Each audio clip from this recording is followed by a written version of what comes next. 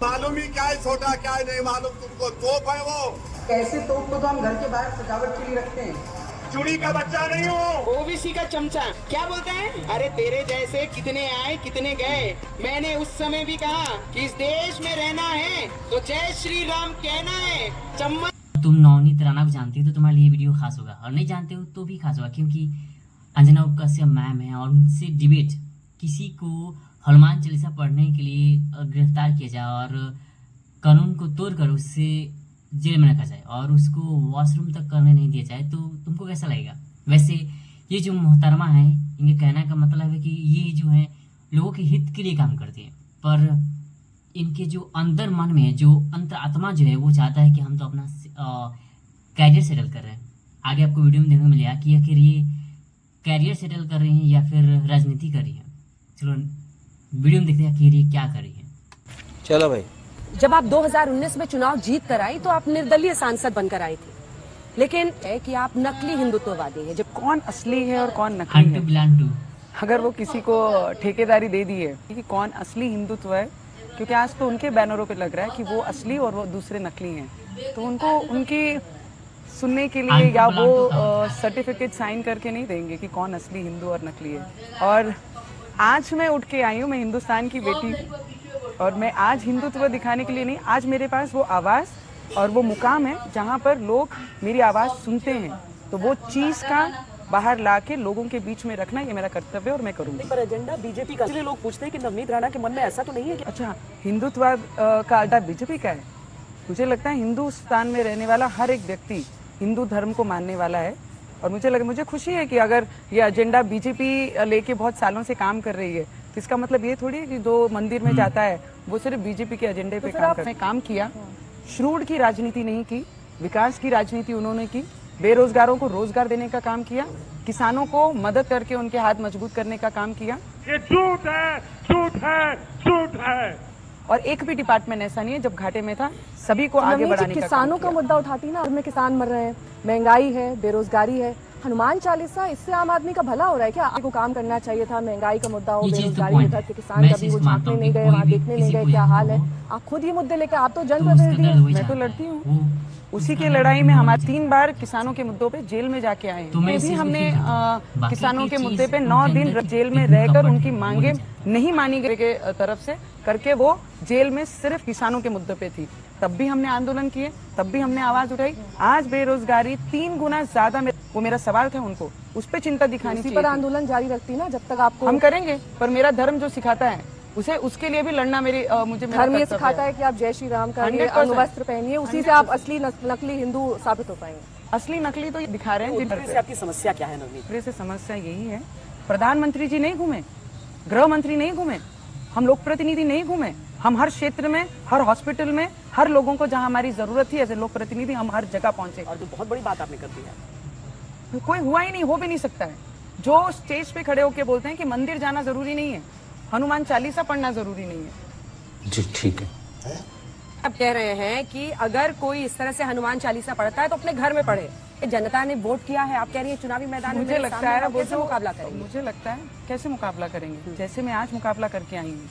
मोदी जी की लहर 2014 में थी और सुनामी 2019 में थी। अगर गली घूमकर लोगों की समस्या अगर जानेंगे तब जाके चुन के आएंगे। मोदी जी के आप फैन लग रहे हैं आज मुझे। 100%, क्योंकि जितनी उम्र है मेरी, उस उम्र में जितना मैंने भारत को ग्रो होते देखा है और भारत के हित में काम करते हुए देखा, वो सिर्फ मोदी जी को देखा। फिर भी अपनी लड़ाई लड़ती रहूंगी। मोदी जी पसंद है पार्टी? मुझे लगता है मोदी जी जो काम कर रहे हैं, जो दिशा दिखाने का काम मोदी जी ने ये देश को किया है, इसके पहले भी किसी ने नहीं किया और इसके बाद शायद ही, मुझे तो जहाँ तक पता है कि डाउट ही होगा। तो अभी घर पे बैठते नहीं है, हर डिस्ट्रिक्ट में जाते हैं, किसानों के हालचाल पूछते हैं, बेरोजगारों से बात करते हैं, उनकी समस्या पूछ के लेते हैं, तो मैं कैसे उन्हें छोड़ दूंगी? आपने कहा कि सत्ता अगर चली गई और ऐसी नौबत आई कि उन्हें मैं आपको एक बात बताना चाहूंगी, बहुत मेहनत कर खून का पानी किया है मैंने, बहुत लाइफ में स्ट्रगल कर यहाँ तक पहुंची हूँ। और अगर मैंने, मुझे तो बोलते हुए भी ये हो रहा है, और जितनी मेहनत शायद मैंने की है, दिन में 16 घंटे काम करके ये पोजीशन पे आई हूँ। और उसके बाद अगर कोई बिना क्राइम के आपको जेल में डालता है, बिना कोई, और जब आप क्राइम करते हो तो आप माइंड से सेट हो कि आप डन सम क्राइम, मुझे जाना है। आप हनुमान चालीसा के लिए आप जेल के पीछे डालते हैं। तो यही प्रश्न मेरा उनको है, नवनीत राणा, पावर का आप तो दुरुपयोग जो तरीके से उद्धव ठाकरे ने किया, हनुमान चालीसा के विरोध में जेल में डाला। हिपोक्रेसी की भी सीमा होती है। पर जेल किस चीज के विरुद्ध आपको डाला गया था? हनुमान चालीसा पढ़ने के लिए या फिर शांति भंग करने की कोशिश के लिए? शांति तो मैंने भंग की नहीं, मैं तो 149 का पालन कर रही थी। अरे क्रिटिसिज्म करने के लिए I am there in front of him. संविधान ने मुझे अधिकार दिया हनुमान है। चालीसा पाठ करने की वजह से मुझे देशद्रोह लगाया गया। हेट्रेड भी निर्माण करने का कारण नहीं बनता। 153A जो कलम भी उन्होंने मेरे ऊपर लगाई, 2 रिलीजन में हेट्रेड निर्माण करती थी मैं, तो मेरे पे वो कलम लगती थी, वो कलम भी नहीं लगती थी। लेकिन जो आरोप है वो ये है कि एक तो वही देशद्रोह का मुकदमा 124 से आप पर लगा, दूसरा ये कि आपने धर्म के आधार पर लोगों को उकसाया। तो जाहिर तौर पर आपने एक धर्म के लोगों को इंसाइट किया, तो इंसाइटिंग वायलेंस, आपने उकसाया लोगों को। एक धर्म के लोगों को मतलब वो भी तो चिल्ला चिल्ला के कहते हैं स्टेज पे, मैं हिंदू हूँ, मैं असली हूँ। तो हनुमान चालीसा तो आप घर बैठ के भी पढ़ सकती थी। मैं हर आप साल चाहती पढ़ती थी कि सुर्खियां बने, ये आप चीज़ तो चाहती point थी कि वहाँ भीड़ मैं जुटे, इस आप मानता चाहती हूँ थी कि कि कोई भी कंट्रोवर्सी किसी बने। पोजीशन ये सब पर तो हो, आप पहले से सोच कर गई होंगी ना कि तो उसका नजदीक दर्द वही क्या जानता हुआ। है। आप बहुत दुखी थी, तो वो भावुक तस्वीरें आपकी दिखी। और दूसरी तरफ मुंबई पुलिस तो मैं कहती है इस कि चीज़ ये को देखिए feel वीडियो, वो तो चाय पी रही थी हमारे साथ। और मैं बिस्लेरी की इस बॉटल्स पड़ी थी, कितना पानी की कपट बॉटल्स है, पड़ी वो थी, नहीं पैकेट। क्या था, सच क्या था? मैं आपको सच बताती हूँ। मुझे पहले तो उन्होंने सबसे बड़ी मिस्टेक की, आफ्टर 6 बजे के बाद कोई महिला को पुलिस स्टेशन बिठा नहीं सकते। इट इज नियम, ये नियम के अंतर्गत है। इमीडिएट उन्होंने हमको लॉकअप में डाला। ये जहाँ लॉकअप में 6 घंटा 6 आवर्स मैं रात भर उसमें खड़ी थी, जहाँ से मेरी बैक की प्रॉब्लम शुरू हुई। मुझे चटाई भी उन्होंने बैठने के लिए लॉकअप में नहीं दी। अच्छा बात नहीं है। आपने उसी ड्यूरेशन के बारे में कंप्लेन की थी कि आपको वॉशरूम नहीं जाने दिया। यस, मैं पूरे जितना भी मेरे साथ में दुर्व्यवहार जो है, जो अत्याचार मेरे ऊपर हुआ है, उसकी पूरी, एक व्यक्ति राज्यसभा का मेंबर है, प्रेस कॉन्फ्रेंस में बोलते हैं कि 20 फुट नीचे आपको गाड़ देंगे। आप ये तो तरीके उनके लिए से शब्द खुला- बोलती हैं, आप क्या बोलती हैं उनके लिए? मैंने ये नहीं बोला आपको 20 फुट नीचे काट देंगे। हमारी संस्कृति, हमारे संस्कार हमारे साथ हैं।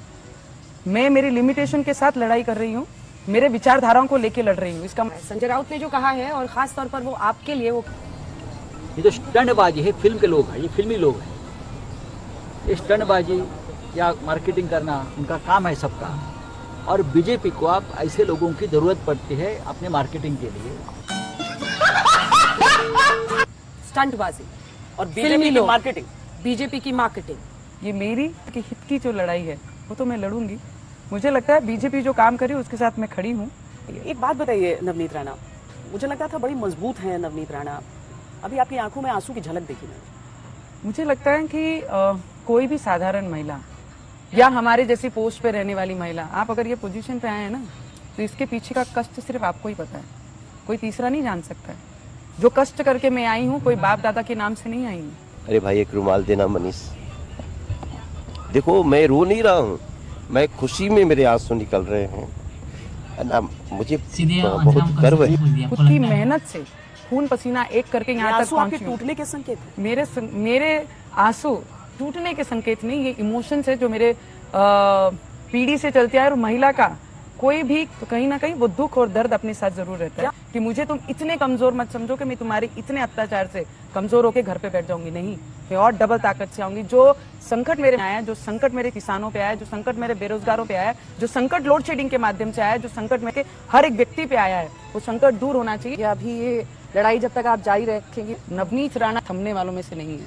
हम जरूर डर लगता है, डर लगता है क्या क्या कर सकते हैं? किससे, वही इससे ज्यादा क्या डराएंगे मुझे? नहीं, डराने के लिए तो अगर वाकई हो तो बहुत कुछ हो सकता है। धमकियां तो आपको एक से बढ़कर एक मिली हुई है। धमकियां का उत्तर भी महिला हूं मैं, इतनी जल्दी तो नहीं डर जाऊंगी उन धमकियों से। कल तो खुलेआम मंच पर बोलते हैं। एक और इशू आपके पॉलिटिकल करियर में रहा है, आपके कास्ट सर्टिफिकेट को लेकर, जिस पर कोर्ट ने कह दिया था कि वो जो आपने कास्ट सर्टिफिकेट दिया था वो फर्जी है। वैसे लड़ने की ताकत नहीं रही तो वैसे पकड़ो। मैं ये कहती हूँ कि मेरे धर्म का प्रचार प्रसार मैंने करना चाहिए।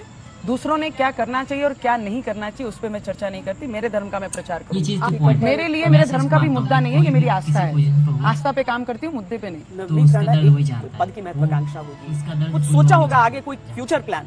नवनीत राणा तो आगे मैं क्या इस चीज़ को करेंगे? फील करता हूँ। नवनीत राणा ने बाकी की चीज़ जब उनके करियर की अंदर शुरुआत की कितनी तो बहुत कपट है, 7th वो स्टैंडर्ड नहीं से मैंने अपने करियर की शुरुआत की। जब कुछ समझता नहीं था तब मैंने बाहर अपने फ्यूचर को लेके, अपने काम को लेके बाहर मैंने कदम रख दिया था। और आज तक सिर्फ काम कर रही हूँ और यही काम आगे अपना निर्णय खुद बनाएगा। देशद्रोह का कानून, Keep लेकिन this देशद्रोह under का आरोप जो आप पर लगा है उस पर आपका जवाब क्या है? क्या आपने देशद्रोह का जुर्म किया है? आपको लगता है? ना, हम तो बस सवाल पूछ रहे हैं कि नवनीत अगर राणा का देशद्रोह कोर्ट में करती, क्या जवाब होगा? अगर मैंने देशद्रोह के देश के अगेंस्ट कुछ किया होता तो शायद मैं जेल में रहती। उसके तो कोर्ट ने खुद उस पर क्लियरिफिकेशन दिया है कि देशद्रोह इन पे बनता ही नहीं है। तो मुझे नहीं लगता मुझे इससे ज्यादा कुछ बोलने की जरूरत है। आप आगे अपने आप को बतौर सीएम, जैसा कि श्वेता ने कहा, कि सोचती हैं, देखती हैं, या फिर आपकी जनता प्रतिनिधि बनकर ही ये लड़ाई, ये संघर्ष, कभी हनुमान चालीसा का पाठ तो कभी कोई और जनता का मुद्दा, यही लेकर आप हमेशा कार्यरत रहे? जनता के हित में लड़ने का ही कोई भी ऐसी पोस्ट, कोई भी ऐसी पोजीशन आपके ध्यान में नहीं है, आपके मन में नहीं है जिसको लेकर आप काम कर रहे हैं? मैं किसी भी आप चीज जन भाव से काम कर रही हैं? जन भाव से काम कर रही हूँ। और मोदी सुनामी में अगर चुन के आती हूँ तो भाव तो हर किसी को दिख गए कि मेरे आपका भाव कोई जनता एम्बिशन नहीं है? एम्बिशन के लिए काम नहीं करती, मैं लोगों की सेवा के लिए काम करती हूँ और आज भी काम कर रही हूँ। मेरा सिर्फ यही टारगेट रहता है कि मैं दिन में मेरा टाइम मैंने किसी अननेसेसरी चीज के लिए वेस्ट नहीं करना चाहिए। लोगों की सेवा में हर क्षण मैंने काम करना चाहिए। फ्यूचर क्या होगा उसके लिए कौन काम। अगर तुम वीडियो गौर से देखियो तो तुम जानते हो कि इनके अंदर से किस टाइप का बदबू आ रहा है। खुशबू तो भूल जाओ, बदबू आ रहा है, बीजेपी वाला बदबू। कि ये जो है मोहतरमा, ये लोगों के हित के लिए काम करती है, ये किसानों के लिए जेल भी गई है। और एक चीज़ होता है कि चलो हनुमान चालीसा पढ़ने के लिए इनको जेल भेजा गया था, वो थोड़ा अजीब था।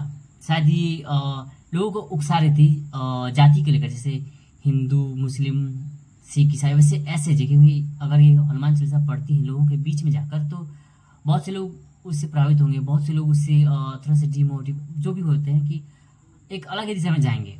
क्योंकि इनका जो भाषण था वो समाज के बीच में था, यानी कि ऐसे ही था, ऐसे लोग कहते हैं। और वैसे इनके भाषण तुम गौर से देखो, इनकी ये डिबेट गौर से सुनो तो मालूम चलता है कि यार बीजेपी ये भी करती हैं और कहते हैं कि हम किसानों के हित के लिए जेल भी गए थे और हमारा काम सिर्फ लोगों के हित के लिए होता है, लोगों के भलाई के लिए होता है, अपने कैरियर के लिए नहीं होता है। ये अजीब नहीं लगता है? तुमको क्या लगता है? कमेंट बताओ। और अच्छा लगे तो लाइक भी और सब्सक्राइब करके जाओ।